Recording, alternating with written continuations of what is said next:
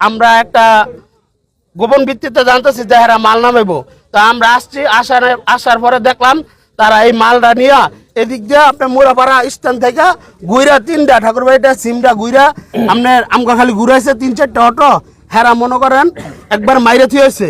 এরপর আমাদের ফরিদালিটা এক ডিআইজি সাহেব আছে আমাদের এলাকার, এই ডিআইজি সাহেবের বাড়ির পিছনে ফরিদালিটাকে আমরা যখন অন্ধকার আসছি তখন এই গাড়ির থেকে আমাদের গুলি ছোড়ে। মাদক ব্যবসায়ী ওই দিকে পালিয়ে যাচ্ছিল পিছন দিকে, আমি নাহিদ সহ আমরা তাদের সাথে সাথে ধরে নিয়ে এই জায়গায় আবার নিয়ে এসেছি। এখন আইন শৃঙ্খলা বাহিনী এসেছে, ওনাদের হেফাজতে এই শীর্ষ মাদক ব্যবসায়ী অবস্থান করছে।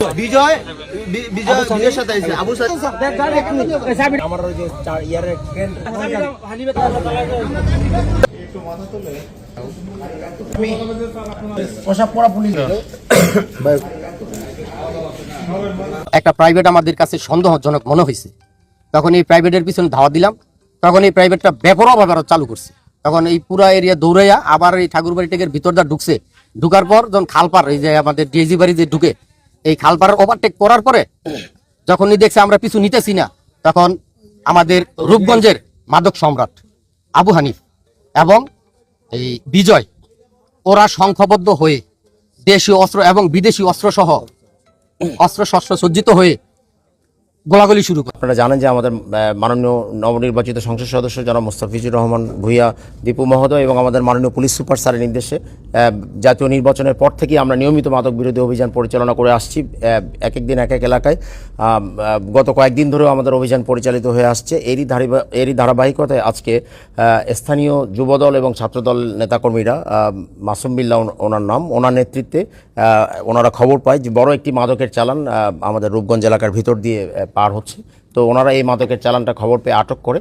তো আটক করার পরে আমাদেরকে ওনারা খবর দেয় যে হচ্ছে যে আমরা একটা মাদকের চালান আটক করেছি, আপনারা আসেন। আমরা খবরটা পাই, আমরা খবরটা পেয়ে সাথে সাথে আমাদের টিম রেডি করি। এর মধ্যে আপনাদেরকে একটু বলে রাখি আমরা যে যখন তারা এই মাদকের চালানটা আটক করে, এই মাদকের চালানের মধ্যে ছিল রূপগঞ্জের অন্যতম শীর্ষ মাদক ব্যবসায়ী আবু হানিফ।